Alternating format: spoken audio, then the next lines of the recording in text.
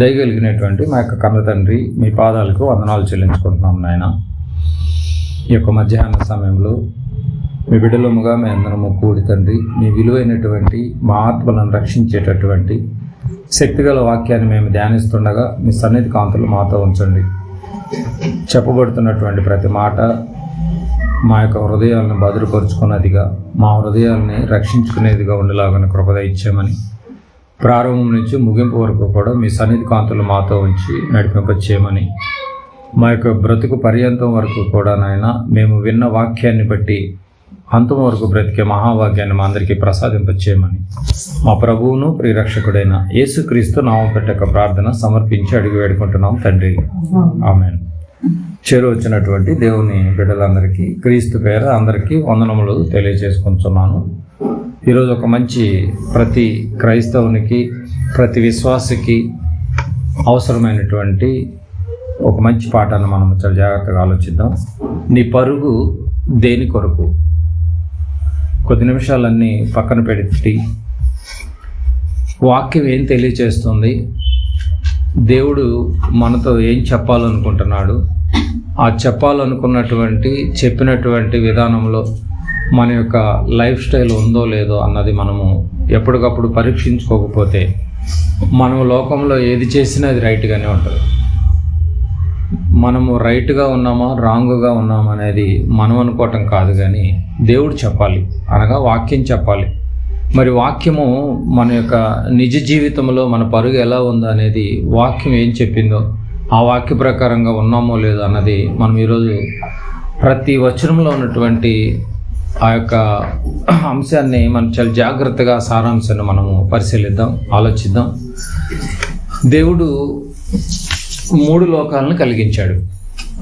బయట వారు ఎన్నో లోకాలు అనుకుంటూ ఉంటారు, అవన్నీ మనం పక్కన పెడితే బైబిల్ ప్రకారంగా 3 లోకాలు. ఎన్ని లోకాలు? 3 లోకాలు. 1 పరలోకం, 2 భూలోకం, 3 పాతాళ లోకం. అయితే ఈ 3 లోకాలలో ప్రధానమైనది, గొప్పదైన లోకం ఏదైనా ఉందంటే అది పరలోకం.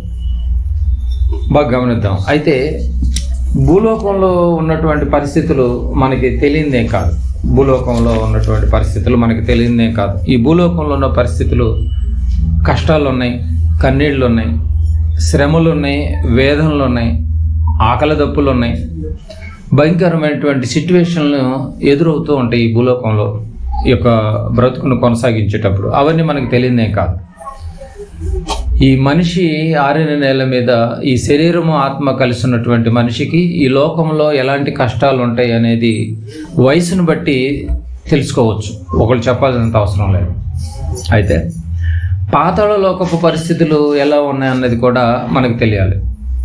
అవి చెప్పాలి అంటే బైబిలే చెప్పాలి. ఎందుకంటే పాతాళ లోకం అనేది చనిపోయినటువంటి వాళ్ళు వెళ్ళే లోకం కాబట్టి, మనం ఇంకా సజీవులుగా ఉన్నాం కాబట్టి మనకు తెలియదు అక్కడ ఇన్ఫర్మేషన్. కనుక అక్కడున్న పరిస్థితులు భూలోకంలో ఉన్నప్పుడే మనం తెలుసుకోవాలి అని దేవుడు ముందుగానే గ్రంథంలో చాలా జాగ్రత్తగా రాయించాడు. నాయన, భూలోకంలో ఇన్ని పరిస్థితులను నువ్వు కొనసాగిస్తున్నావు, ఎదుర్కొంటున్నావు కాబట్టి నీకు ఇచ్చిన ఆయుష్కాలము 60-70, అధిక బలమున్న 80 సంవత్సరాలు భూలోకంలో. అయితే ఈ 80 సంవత్సరాల తర్వాత మరో లోకానికి నువ్వు వెళ్ళాలి. అదే ఏ లోకం? పాతాళ లోకం. అక్కడ ఎలాంటి పరిస్థితుల్లో ఉన్నాయో ఈ భూలోకంలో ఉన్నప్పుడు నువ్వు తెలుసుకోవాలని కొన్ని రెఫరెన్స్లు రాయించాడు. ఒకసారి మనము ఆ మాటలు మనం చూసుకుంటూ ముందుకు వెళ్దాం. ఇప్పుడు మనము పాతాళ లోక పరిస్థితులు ఎంత భయంకరంగా ఉన్నాయో మనం చూద్దాం. ఆ భయంకరమైన పరిస్థితులను కానీ మనం గమనించగలిగితే ఈ భూలోకంలో ఎదుర్కొనేటటువంటి ఈ శ్రమలు పెద్ద శ్రమలేం కాదు. చూద్దాం. మత్తయి సువార్త 25వ అధ్యాయము. మత్తయి సువార్త 25వ అధ్యాయము 3వ లోకములో ఉన్నటువంటి పరిస్థితులు ఎలా ఉన్నాయో ఒక వచనాన్ని చూసుకుని ముందుకు వెళ్దాం ఉన్నాం. 25వ అధ్యాయము 30వ వచనం. మత్తయి సువార్త 25:30. 30వ వచనం. మరియు పనికిమాలిన ఆ దాసుని వెలుపట చీకటిలోనికి త్రోసివేయుడి.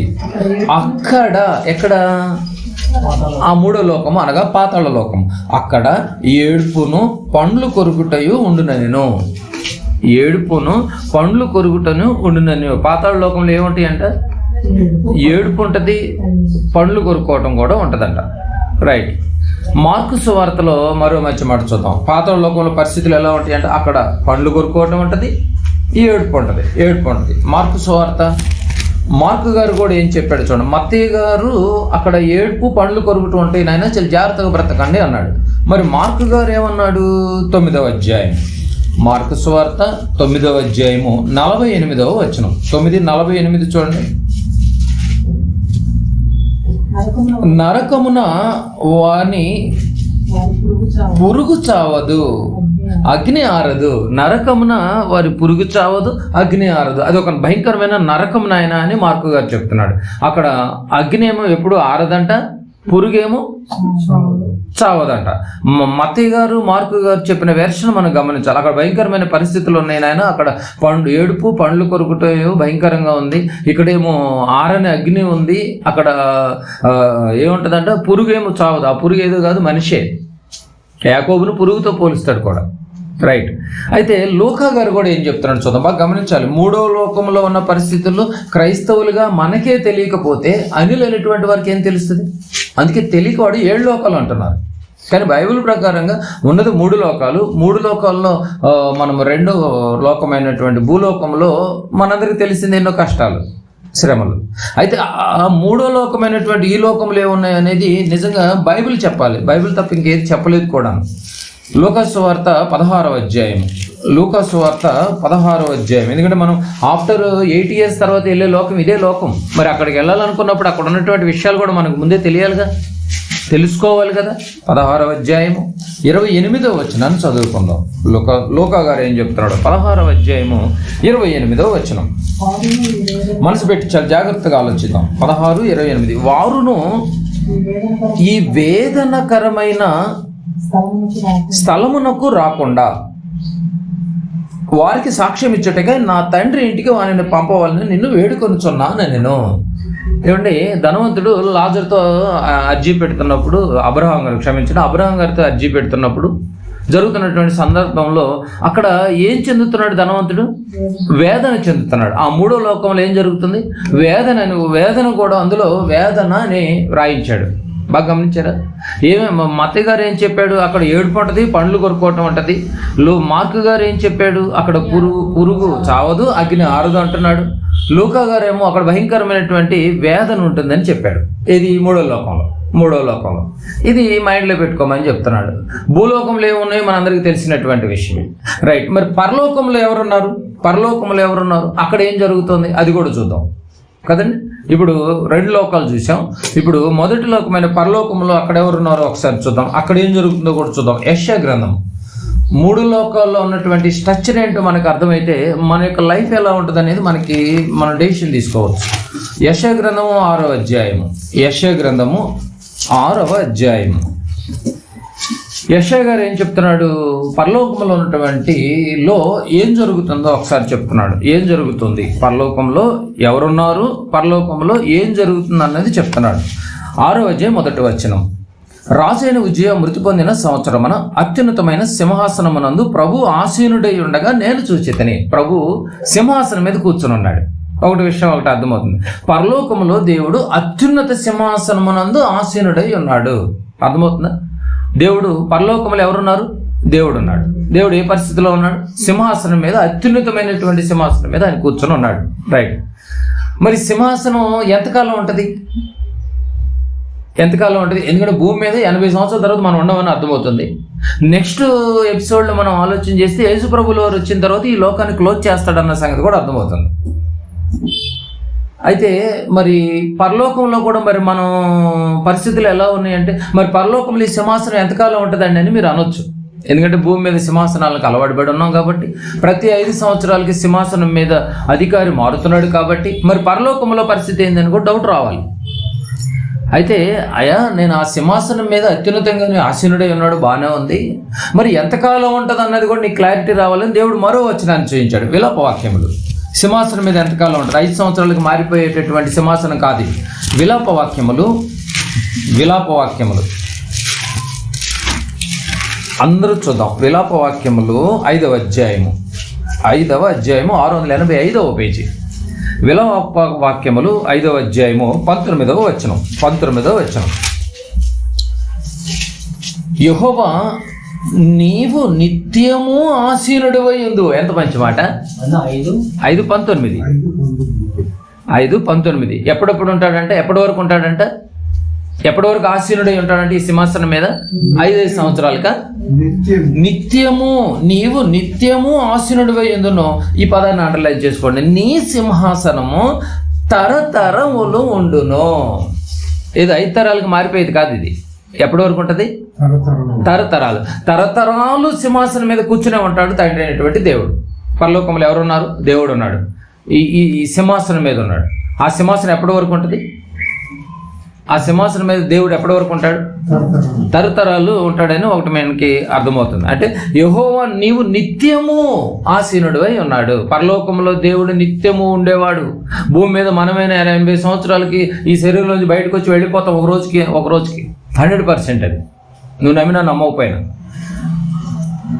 మరో మంచి మాట చూద్దాం. పరలోకంలో దేవుడు ఉన్నాడని ఒకటి అర్థమవుతుంది, ఆయన నిత్యము ఉన్నాడని ఒక అర్థమవుతుంది, ఆయన సింహాసనం తరతరాలు ఉంటుందని అర్థమవుతుంది. ఎఫెసీయులకు రాసినటువంటి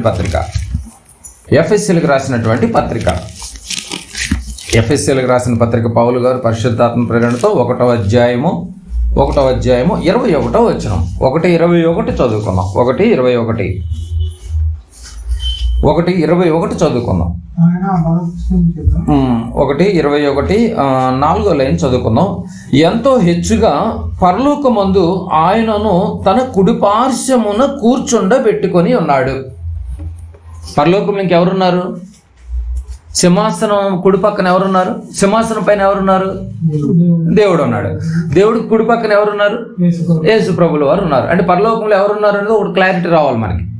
భూలోకంలో ఎవరున్నారు? శరీరాన్ని ఆత్మను ధరించుకున్నటువంటి వాళ్ళు నరులు ఉన్నారు. వాళ్ళు భయంకరమైనటువంటి జీవన విధానాన్ని కొనసాగించడంలో ఎన్నో కష్టాలు, వేదనలు, ఇరుకులు, ఇబ్బందులు, ఏదో భయంకరమైన సిచ్యువేషన్లు ఎదుర్కొంటున్నారు. అది తెలిసిందే. అది 80 సంవత్సరాలే ఉంటుంది. రైట్.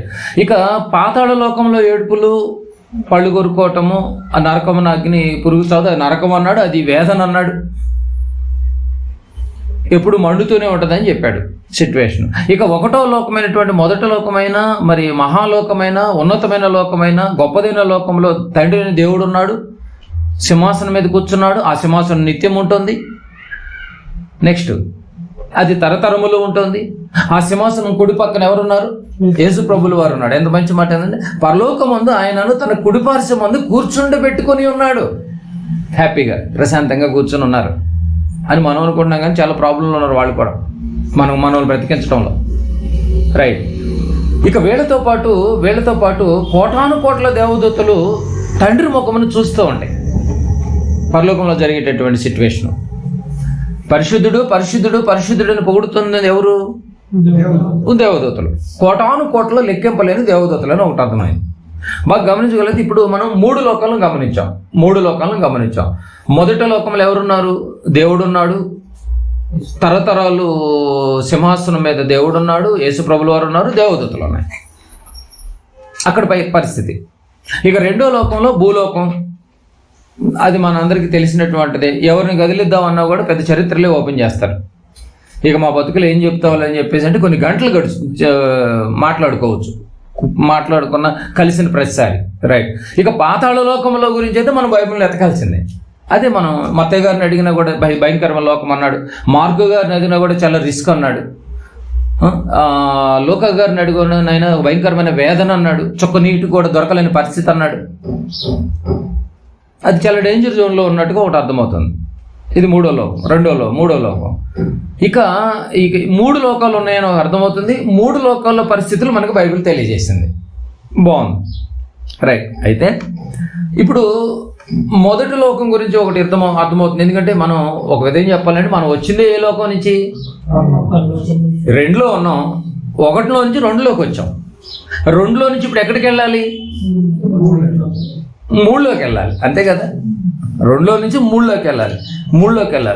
3లోకి వెళ్తే ఏ పరిస్థితులు ఉన్నాయో ఇప్పుడు విన్నాం. చక్కగా బాగుంది.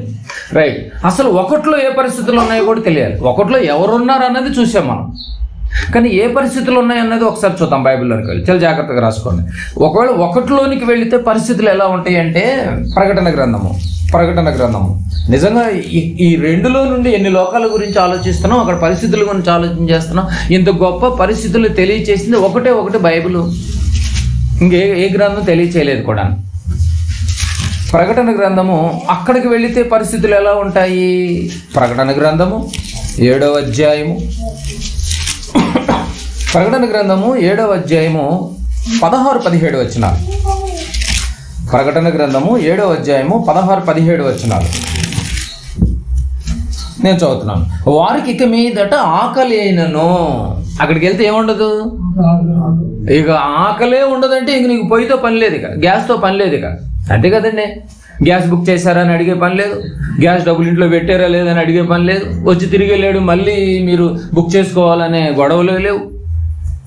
పదాలు మీరు బాగా గమనించాలి. అక్కడికి వెళ్తే పరిస్థితులు ఎలా ఉంటాయి అంటే అక్కడికి వెళ్తే పరిస్థితులు వారికి అంటే ఎవరికి? పరలోకం వెళ్ళే వారికి. అంటే మొదటి లోకానికి వెళ్తే వారికి ఇక మీదట ఆకలి అయినను దాహమైనను ఉండదు. ఏమంటే ఇప్పటి వరకు ఆకలి ఉంది, భూలోకంలో ఉన్నాం కనుక మనకి ఇప్పటి వరకు ఆకలి ఉంది. ఈ ఆకలి తీరటం కోసం ఎన్నో విద్యలు, ఆ విద్యలు కోటి విద్యలు, ఎన్నో రకాలుగా కోటి విద్యలు. ఎందుకయ్యా అంటే జానుడి పొట్ట కోసం, కూటి కోసం. అర్థమవుతలేదు అంటే ఇలాంటి పరిస్థితులు అక్కడికి వెళ్తే ఉండవు. నువ్వు అంత రిస్క్ తీసుకొని అంత యాక్టింగ్ చేసి అప్పటికప్పుడే డ్రెస్ వేసి షూ వేసి టై పెట్టుకుని పాపం మార్కెటింగ్ చేసే వాళ్ళని చూడాలండి. పాపం ఎంత అవస్థ పడతారో తెలుసా అండి. పాపం ఒక వస్తువు మనల్ని అమ్మించడానికి ఎంత అవస్థ పడతారో తెలుసా అండి. ఇలాంటి రిస్క్ ఎక్కడ ఉండదు. ఇదంతా ఎందుకంటే ఇంత రిస్క్ తీసుకుంటున్నాడు అని అంటే కేవలం పొట్ట కోసం కాదని మీరు చెప్పగలరా? వాడు ఎంత పెద్ద గెజిటెడ్ ఆఫీసర్ అయినా కూడా ఎంత రిస్క్ తీసుకుంటే ఎందుకంటే కేవలం పొట్ట కోసం. అయితే దేవుడు అంటున్నాడు వారికి ఇక మీదట, ఎంత బాగుంది చూడండి, వారికి ఇక మీదట ఆకలే ఉండదు. ఇంత చేసినా కూడా ఆ పొట్ట నీకేం చేసింది? చివరికి ఎక్కడికి వెళ్ళింది? మట్టిలోకి వెళ్తుంది. బాగా గమనించాలి. మట్టిలోకి వెళ్తుంది. రైట్. ఇంకా ఇక మీద ఉండదు. సూర్యుని ఎండైనను. ఏమంటే ఇప్పుడు సూర్యుని ఎండ ఉన్నా అంటే మన పరిస్థితులు ఎలా ఉంటాయి? సూర్యుని ఎండైనను ఏ వడగాలి అయినను వారికి తగలదు. అక్కడికి వెళ్ళే వారికి అంటే ఇక్కడ మనకి సూర్యుని ఎండకి తప్పించుకోవడానికి ఏసీలు, కూలర్లు, కొండలు కదండి, ఎన్ని పెట్టుకుంటామండి? అల్లాడిపోతాండి. ఇవన్నీ సరిపోక ఫ్యాన్లు, ఇవన్నీ సరిపోక కిటికీలకి ఒట్టు వేళ్ళు వేసుకుని నీళ్లు జల్లుతూ ఉంటాం. పెద్ద బ్యాంకుల్లో కూడా, వాటిల్లో కూడా, పెద్ద గవర్నమెంట్ సెక్టర్లో కూడా ఇంత పెద్ద ఒట్టు వేళ్ళు షీట్లు పెట్టేసి ఒక పైపులు పెట్టి కొడుతూ ఉంటారు కూలింగ్ కోసం. కానీ ఆ లోకంలోకి వెళ్తే ఏ వడగాలైనను ఏ సూర్యుని ఎండైనను అసలు తగలదే అంట అని తగలదు అంటున్నాడు. నెక్స్ట్, ఏలయనగా సింహాసనము మధ్యమందుండు గొర్రె పిల్లవారికి కాపరి అయి జీవజల బొగ్గల యొద్దకు వారిని నడిపించుచు దేవుడే వారి కన్నుల నుండి అంటే వారి కన్నుల నుండి ప్రతి బాష్ప బిందువును తుడిచివేయును. అసలు కన్నీళ్లే ఉండమాట. ఇక్కడ కన్నీళ్ళు అయితే ఇక చెప్పవసరం లేదు. ఇక్కడ అసలు నువ్వు అంటే కన్నీళ్ళు రెడీగా ఉంటాయండి బాబు కదండి. గవర్నమెంట్ వాళ్ళు కుళాయి అన్న ఒక్కొక్క రోజు ఆపుతూ ఉంటారు, బ్రేక్ ఇస్తారేమో, కానీ మన కన్నీళ్ళు కొదవలేదు. నిజం చెప్పాలండి, కదిలించాలి కానీ కన్నీళ్ళు ఎక్కువైపోతాయి. అది ఎక్కువ కదిలికూడదు కొంతమందిని. అసలు ఎక్కడెక్కడ ఎన్నో వచ్చేస్తాడు, కొంతమంది కదిలించకూడదు. అసలు కొంతమంది అంటే నిగ్రహించుకునే శక్తి ఉంటుంది, వాళ్ళు రెక్టిఫై చేసుకోగలిగి ఇది ఉండి లోపల ఉంటాయి. కానీ కొంతమంది కదిలిస్తూ పాపం ఏడ్ చేస్తారు. ఇక్కడ కన్నీళ్ళు, భయంకరమైన కన్నీళ్ళు సిచ్యువేషన్ బట్టి. అక్కడ అసలు కన్నీళ్ళు అనేది నీ కంట రావు. ఎందుకు? ఒక్కసారి వెళ్ళి మొత్తం తుడిచేస్తాడంట ప్రతి బాష్ప బిందువును. అసలు కన్నీళ్ళే రావంట. పరలోకంలో పరిస్థితులు ఎలా ఉన్నాయి అంటే దాహం లేదు, ఎండ లేదు, వడ లేదు, వడగాలు లేవు, కన్నీళ్ళే లేవు. ఏంటి ఎంత బాగుందో చూడండి. అక్కడికి వెళ్తే బాగా గమనించాలి.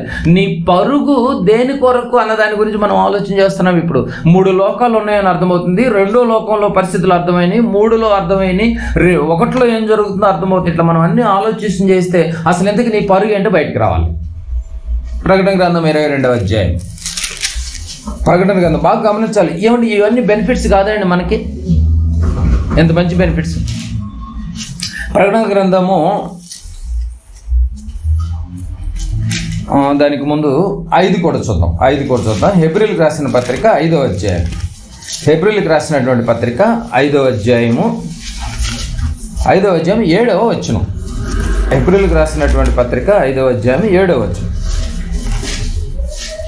శరీరధారి అయిన దినములలో ప్రభుల వారిని గురించి, శరీరధారి అయిన దినములలో మహారోదనతోనూ కన్నీళ్లతోనూ, శరీరంలో ఉన్న ప్రతి ఒక్కరికి ఖచ్చితంగా కన్నీళ్ళు రావాల్సిందే, చివరికి యేసు ప్రభుల వారికి అయినా అంతే కదండి అర్థం. కన్నీళ్లతోనూ తన్ను మరణము నుండి రక్షింపగలవానికి ప్రార్థనలను యాచనలను సమర్పించి భయభక్తులు కలిగి ఉన్నందున ఆయన అంగీకరింపబడెను. బాగా గమనించండి. శరీరధారి అయిన దినములలో యేసు ప్రభువులు కన్నీళ్లతో ఈ లోకములో ఉంటే, అంటే కన్నీళ్లు ఈ లోకములోనే, అక్కడికి వెళితే లేవు. అక్కడికి వెళితే చాలు. లేని ఆయన అన్ని ఆ కన్నీళ్ళని ఏం చేస్తాడు? ప్రతి బాష్ప బిందువును తుడిచేస్తాడు. కన్నీళ్ళు ఎక్కడైనా ఆయన అంత పెద్ద మహాలోకాన్ని కలిగించినటువంటి యేసు ప్రభుల వారికి కన్నీళ్లు తప్పలేదు ఆ లోకానికి చేరటానికి. ఆఫ్టర్ ఆల్ మనం ఎంత ఏ కన్నీళ్లు కార్చుకోకుండా అక్కడికి వెళ్తామా అని నిజంగా ఆ లోకానికి వెళ్ళటం కోసం కొంత క్లూ కూడా ఇస్తున్నాడు. ఏ కన్నీళ్లు కార్చండి అక్కడికి వెళ్ళలేము అని. ప్రకటన గ్రంథం ఇంకా చూద్దాం. కన్నీళ్లు ఎక్కడి వరకు? ఈ లోకం వరకే కన్నీళ్లు, తర్వాత ఏడ్చే అవసరం కూడా లేదు. ప్రకటన గ్రంథం 22 ఇప్పుడు చూడండి. ప్రకటన గ్రంథము 22వ అధ్యాయం. అక్కడ పరిస్థితులు, మనం మొదటి లోకంలోనికి వెళ్తే అక్కడ పరిస్థితులు ఎంత గొప్పగా చెప్తున్నాడు చూడండి. ప్రకటన గ్రంథము 22 5వ వచనం. 22వ అధ్యాయము 5వ వచనం చదువుకుందాం. 22:5 చూడండి. ఏముండదంటండి? రాత్రి ఇక ఎన్నడూను, అసలు రాత్రి ఇక ఎన్నడూను ఉండదు. దీప కాంతి అయినను సూర్యుని కాంతి అయినను వారికి అక్కరలేదు. సాయంత్రం 6 అవ్వగానే లైట్ వేసుకోవాల్సిన అవసరం లేదు. కరెంటు పోతే ఛార్జింగ్ లైట్ ఉందో లేదో ఎత్తుకోవాల్సిన అవసరం, క్యాండిల్స్ కొనుక్కోవాల్సిన అవసరం లేదు. అంతే కదా.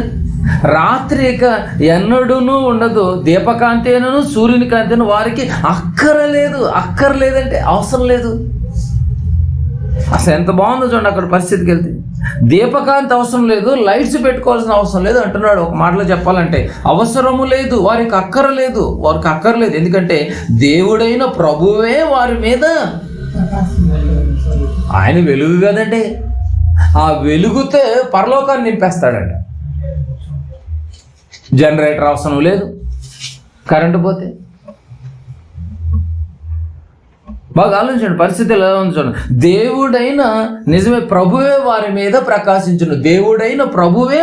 ప్రకాశించును. ఎంత మంచి మాట. దేవుడైన ప్రభువే వారి మీద ప్రకాశించును, వారు యుగ యుగములు రాజ్యము చేయను అని. ఎందుకంటే సింహాసనం నిరంతరం ఉంటుంది, దేవుడు నిరంతరం ఉంటాడు, ఆయన శాశ్వతుడు. ఆయన కుడిపార్శ్వమున కూర్చున్నటువంటి ప్రభువు నిరంతరం ఉంటాడు. అక్కడికి ఆ లోకంలోనికి వెళ్ళినటువంటి వాళ్ళు అందరూ కూడా నిరంతరం ఉంటారు. అర్థమవుతలేదు మీకు పాయింట్? అక్కడికి వెళ్ళిన వాళ్ళందరూ కూడా నిరంతరం ఉంటారు. మరి ఇదంతా పరలోకంలో జరుగుతుంది. ఇంత గొప్ప లోకం గురించి నువ్వు ఆలోచిస్తున్నావా 2లో ఉండి? ఎందుకంటే 80 సంవత్సరాలు అధిక బలం ఉంటే, ఇప్పుడైతే 80 అధిక బలం ఉండే పరిస్థితులు ఎక్కడ ఉన్నాయిలేండి. బాగా ఆలోచించాలి. 60-70 అంటే కష్టంగానే ఉంది పరిస్థితి.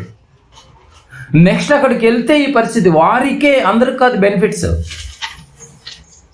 ఒకవేళ అక్కడికి వెళ్ళకపోతే 3లో ఏం జరుగుతుందో మత్తయ్య గారు చెప్పారు, లోకా గారు చెప్పారు, మార్కు గారు చెప్పారు. ఇంత మంచి లోకాన్ని, ఇన్ని బెనిఫిట్స్ ఉన్నటువంటి లోకం గురించి నీ జీవితంలో నీకిచ్చిన ఆయుష్ కాలంలో ఏ రోజైనా నువ్వు ఆలోచించావా? ఆలోచించాలన్న మనసు ఉందా? అసలు ఈ లోకాల గురించి నీకు తెలుసా? ఏం ఆలోచిస్తున్నావు నువ్వు అని నిజంగా ఎంత గొప్పగా ఉంది, మీరు బాగా గమనించాలి. ఇంత మంచి శరీరాన్ని ఇచ్చి, ఇంత మంచి ఆత్మనిచ్చి, నాయన ఈ 80 సంవత్సరాల తర్వాత నువ్వు నా దగ్గరకు రావటానికి 2 ఆప్షన్స్ ఉన్నాయి, 2 దారులు ఉన్నాయి. నా కోసం ఎన్నో కన్నీళ్లు కార్చినా నువ్వు నా గురించి అన్ని తట్టుకోగలిగి నా దగ్గరికి రాగలిగితే ఇదిగో ఇన్ని బెనిఫిట్స్ ఉన్నాయి నా కుడి పక్కన. ఏమాత్రం నువ్వు అశ్రద్ధ చేసి, నెగ్లెక్ట్ చేసి, అసలు ఎన్ని లోకాలు ఉన్నాయో కూడా తెలియకుండా ఎవరో లోకంలో ఏదో చెప్పారనే మాట విని చనిపోయిన వెంటనే ఒకడు పందిగా పుడతాడని, చనిపోయిన వెంటనే ఒకడు కుక్కగా పుడతాడని, చనిపోయిన వెంటనే ఒకడు పురుగుగా పుడతాడని, వెంటనే పుట్టేస్తాడంట. ఎక్కడికి వెళ్దాలని తొందరపడుతూ ఉంటుందంట ఆత్మ. పిచ్చి మాటలు, తెలియని మాటలు, అమాయకపు మాటలు. కానీ బైబిల్ మనకు ఆధారం ఇచ్చింది కదా నీట్గా, ఎక్కడికి వెళ్తాము, ఎక్కడ స్టే చేస్తాము. కనుక అంత మంచి లోకానికి వెళ్ళటం కోసం మనం ఏం ఆలోచన చేస్తున్నాం? ఏ రోజైనా ఆలోచన చేస్తున్నామా? చూద్దాం ఇంకా మనం బైబిల్లోనికి వెళ్ళాం.